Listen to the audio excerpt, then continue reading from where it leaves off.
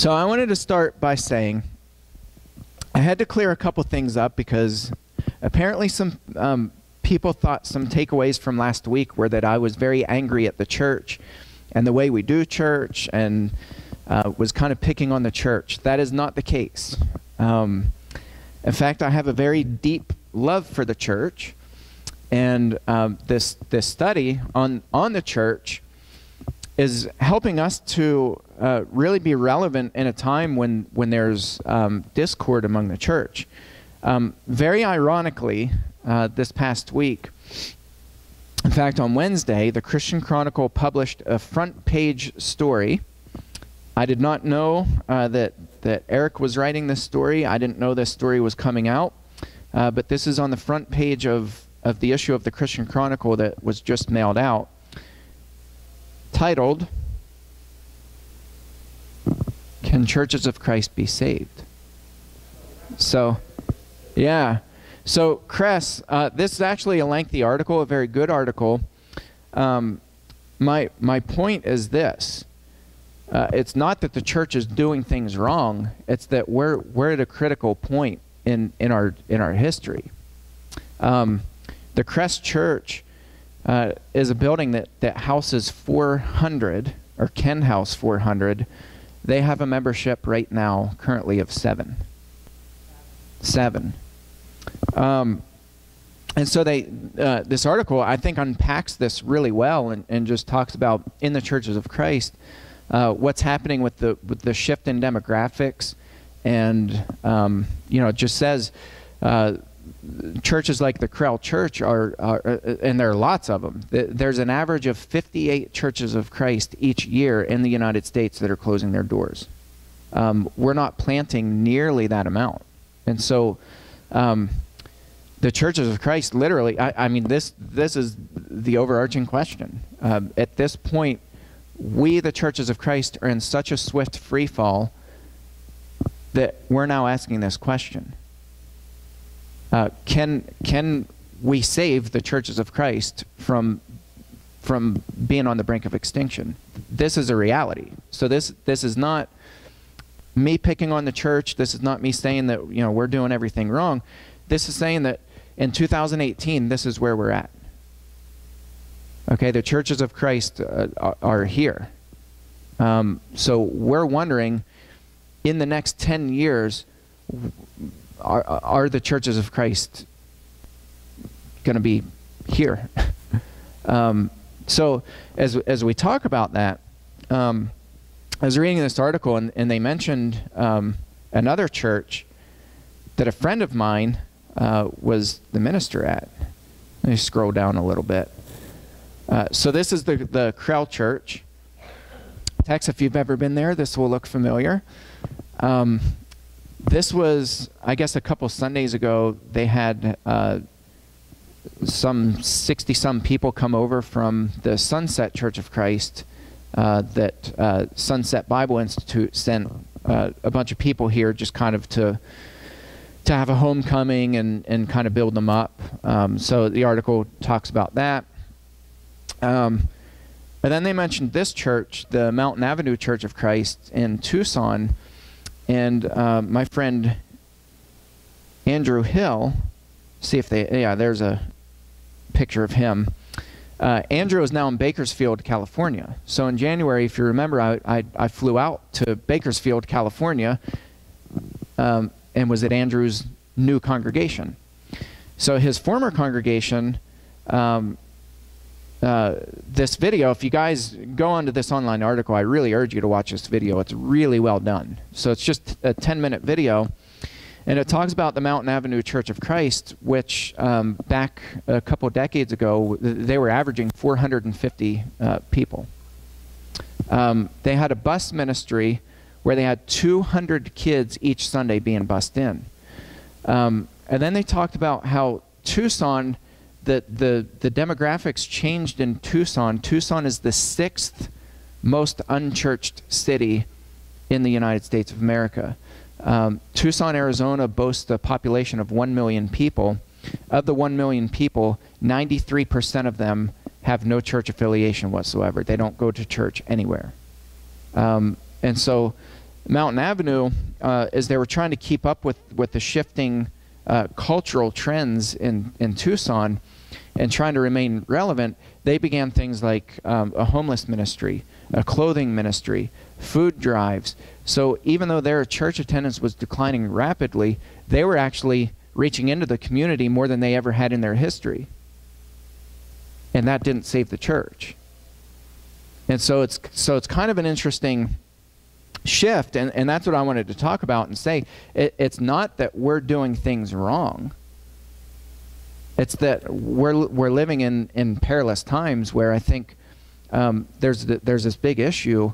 What do we do and where do we fit as Christians in this world that's not our own? And so my focus as we go through this class is not to say what do we change to be relevant, because that's not going to be effective. I don't think. I think the issue is, how do we maintain our faith, and what does that look like?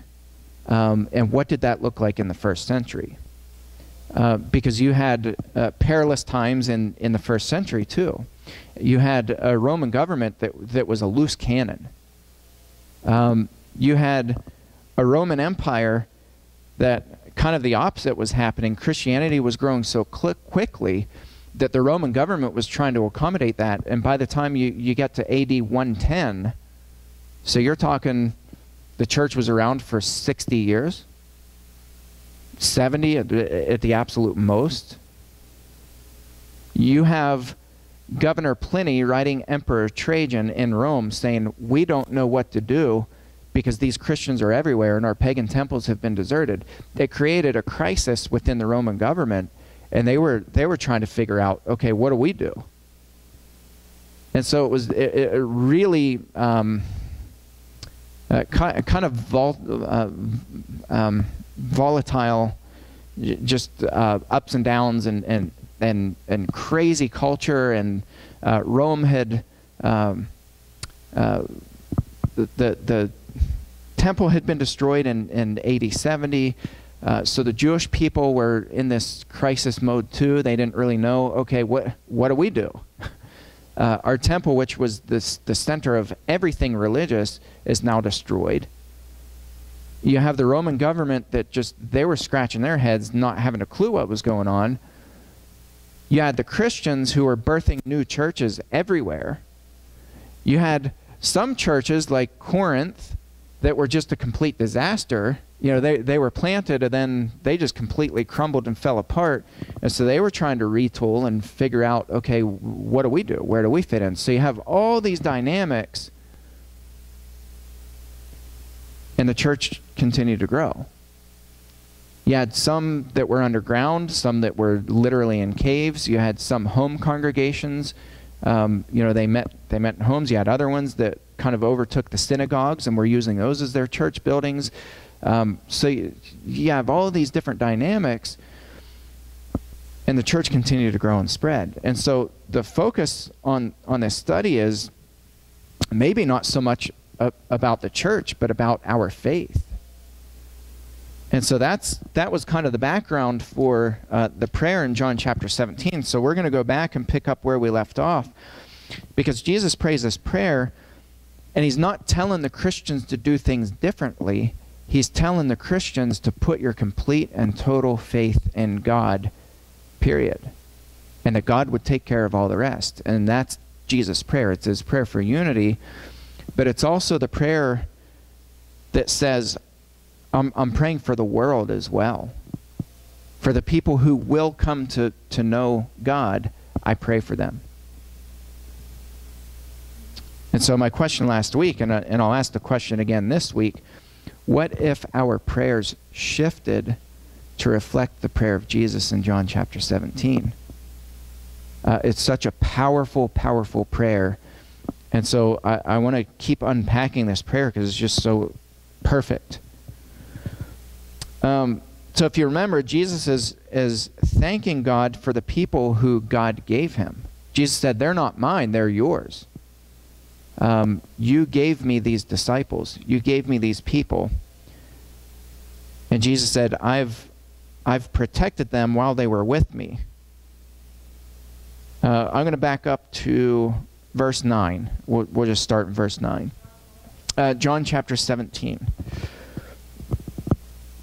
John chapter 17.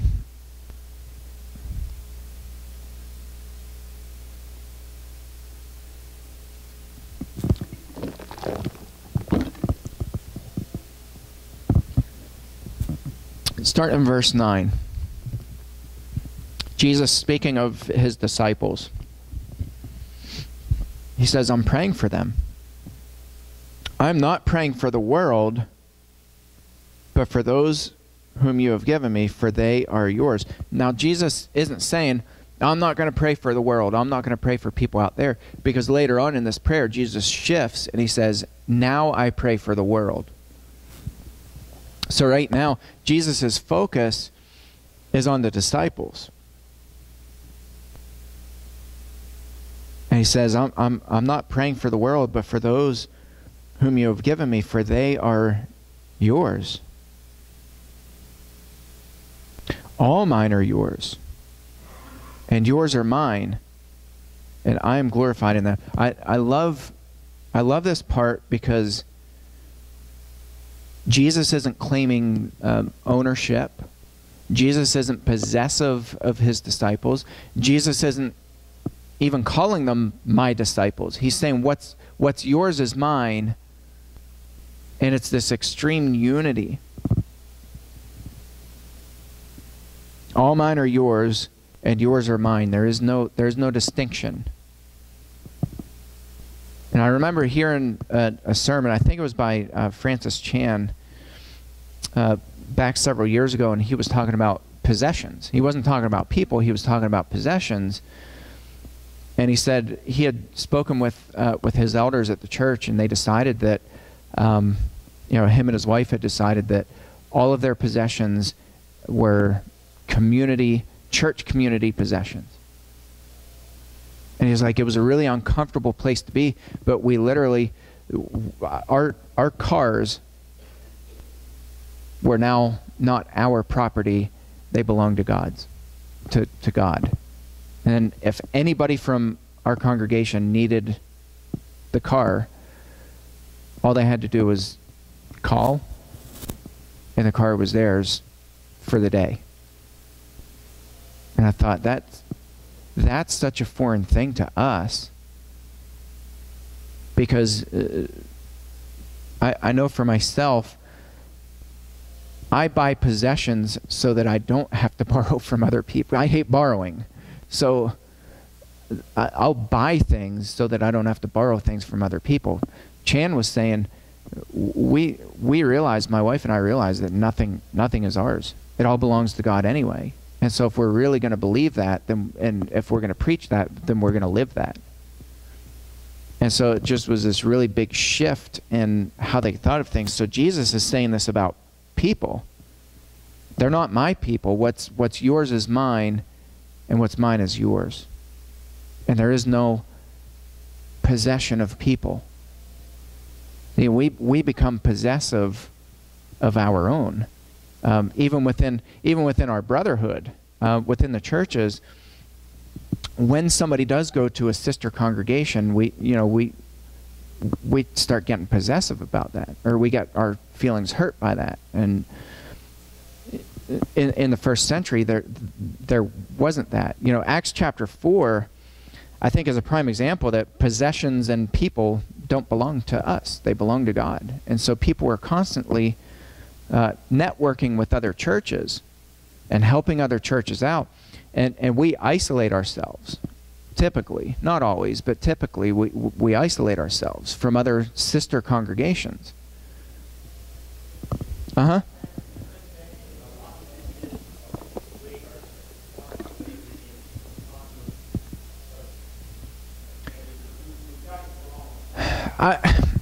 I think this is just opinion. I don't know if this is right or not.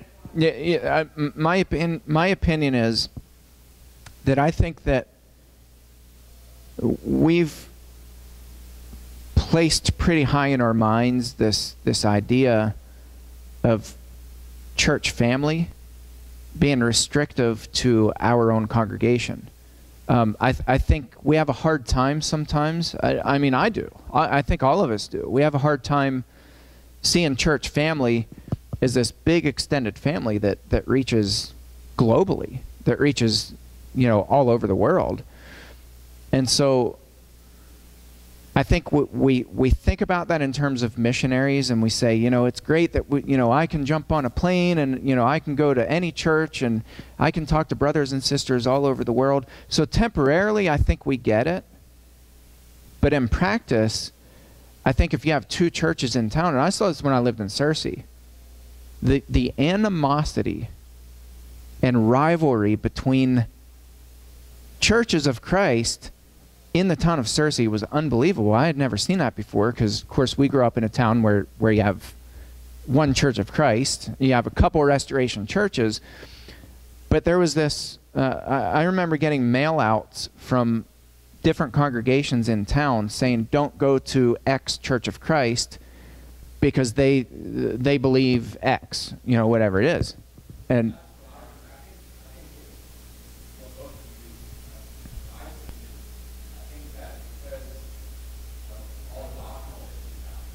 yeah.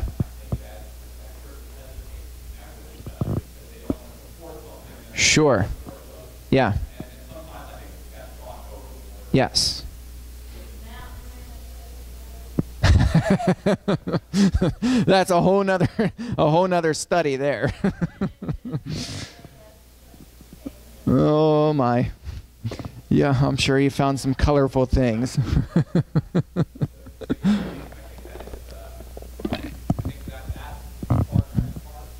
Yeah.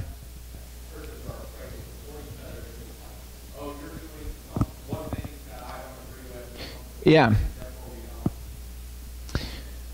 I agree. I agree with that, and I think part of that problem is that we, whether it's knowingly or unknowingly, I think we begin to place doctrine pretty high up, and we kind of prioritize that above people, and really above our faith in God, and sure.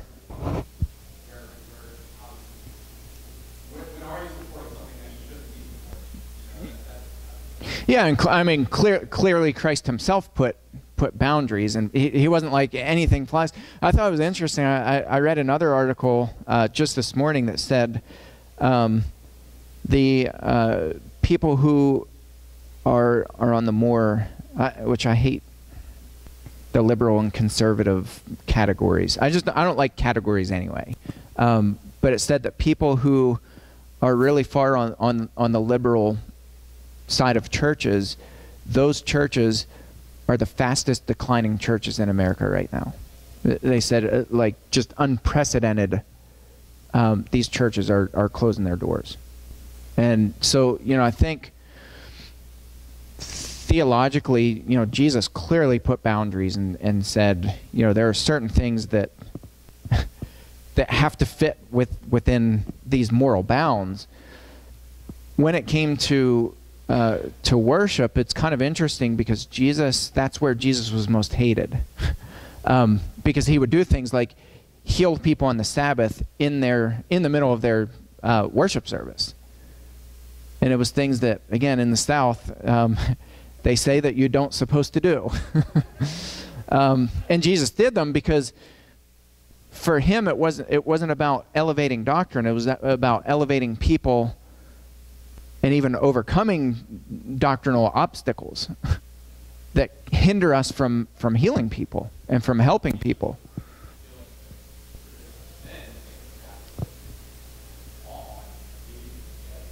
Sure, absolutely we do. Yeah. So yeah, I think that's an interesting question, and I think, to the best of my knowledge, I think we think of church family as this really individualized family, where if somebody decides, hey, I'm going to go with my other family that's here in town, they're leaving the church, and we have all kinds of colorful thoughts that go through our mind, and I think that's part of the deal is, we've not really practiced global Christianity well. We've not networked with other churches well.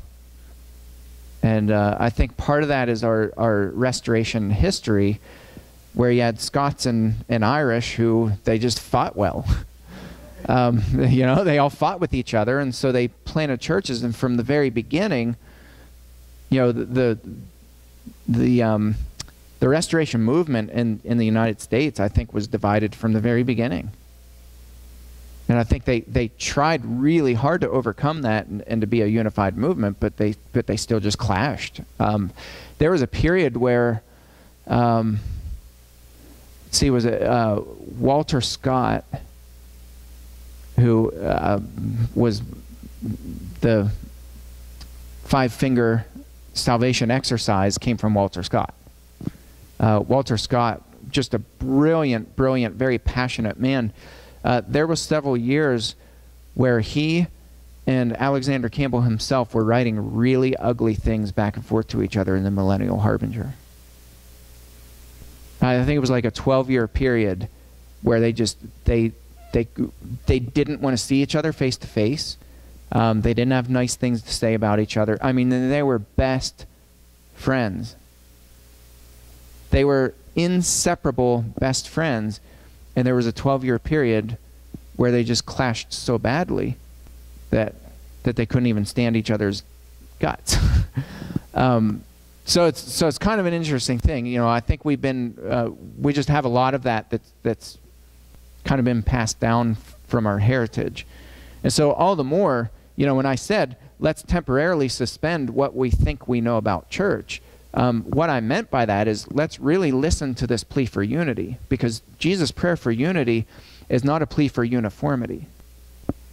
He's not saying, if you believe X, X, X, X, X, then you're in, and if you believe X, X, X, then you're out. Jesus is sincerely praying for unity, beginning with he and God, with he and the Father. That's where it starts. And so our unity also begins with us and God. And so if we're not completely unified with God, how in the world are we going to be unified with one another? And so in light of that, you know, listen to Jesus' prayer.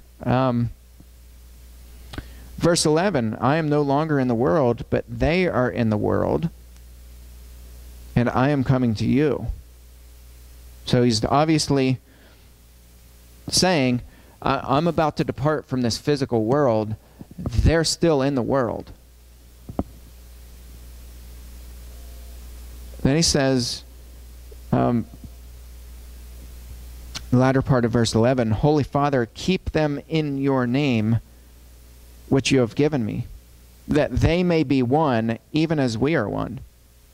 While I was with them, I kept them in your name, which you have given me. I have guarded them, and not one of them has been lost, except the son of destruction, that the scripture might be fulfilled. Clearly speaking about Judas in this passage. So God has guarded them, or Jesus has guarded them, and said, while I was with them. Now think about this in relation to John chapter 10, right? The Good Shepherd. And Jesus talks about counterfeit shepherds. The counterfeit shepherd acts as if he's a hired hand, and when trouble comes, what does the shepherd do? He flees. And he leaves the sheep to fend for himself. Jesus says the good shepherd lays his life down for his sheep, and his sheep follow because, why? They know my voice. They know the good shepherd. It's not because he says, you need to follow me, and, you know, God gave me you as my disciples, as my sheep, and you need to follow me and get in line. The sheep willingly follow the good shepherd because they know him, they know his voice, and where he leads, they willingly follow. And that's a really important thing for us to understand, is that if we are living in the shadow of the Good Shepherd and we're telling people you need to follow me,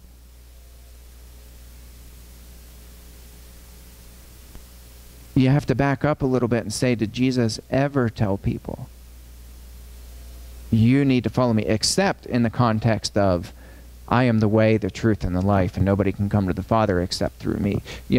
There is only one gate to heaven. Jesus is it. There is no other way.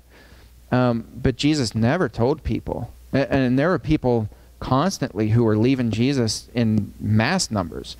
John chapter 6. John records this. When Jesus said this, most of them went away and never followed Jesus again.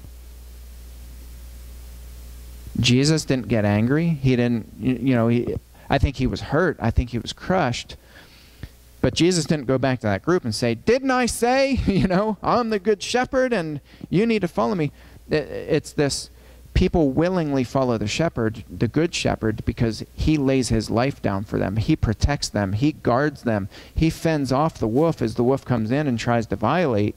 And so Jesus is saying, when I was with you, or when I was with them, I guarded them, and not one of them has been lost except the son of destruction, that the scripture might be fulfilled. Verse 13, but now I am coming to you, and these things I speak in the world, that they may have my joy fulfilled in themselves. Okay, so in other words, I'm departing from the world, and so what does that look like for my disciples who I leave behind in the world? I'm coming to you. These things I speak in the world, that they may have my joy fulfilled in themselves. Jesus gave them every example to lean on and to be united with the Father, the Son, and the Holy Spirit. I mean, Jesus gave them every example of that while he was here in the world. And now his prayer, his heartfelt prayer, is that, God, I pray that this continue when I leave the world. Verse 14, I have given them your word, and the world has hated them because they are not of the world, just as I am not of the world. I do not ask that you take them out of the world, but that you keep them from the evil one. See, I think this is, text, I think there's another thing we do is we retreat from the world oftentimes, and we kind of isolate, and then we point the finger at the world and say, you're dragging my kids down, and you're doing this, and you're doing that. And Jesus is saying, I didn't pull my people out of the world. I left my children in the world. I gave them the word. The world hated them, but he still never removed them from the world. And so he specifically asked the Father in this prayer, I do not ask that you take them out of the world, but that you keep them from the evil one. They are not of the world, just as I am not of the world. Sanctify them in the truth. Your word is truth. Remember last week I said the Bible is the plumb line. It's the only standard. This is the only guide of morality that exists. If we say, well, I'm going to, our church should be doing this because I feel, if a statement ever starts with that from any of us, we should stop and reevaluate, rewind, and go back and say, okay, it doesn't matter what I feel. I could be extremely offended. I could be extremely happy. I could be extremely content. It doesn't matter what I feel. The question is, are we using the Bible as the plumb line? Is that the standard for what we do with and to each other and how we react and act in the world? Is this our plumb line? Is this our moral standard? Is this our guide? And if not, why not?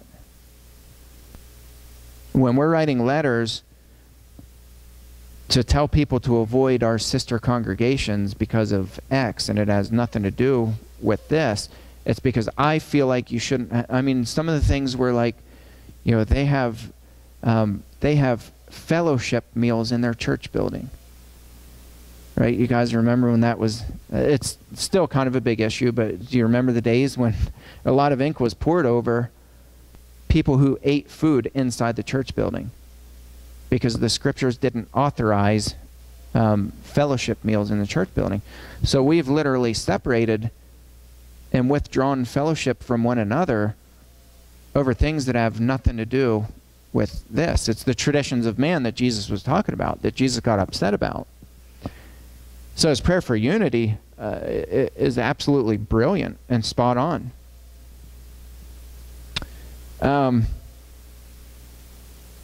Verse 18, as you sent me into the world, so I've sent them into the world. So not only did Jesus not keep them out of the world, Jesus says they're in the world, and I sent them there. I sent them out into the world where I knew they were going to be hated, where I knew they were going to be despised, where I knew that they're not part of that world. I sent them into the world, verse 19, and for their sake I consecrate myself so that they may also be sanctified in truth.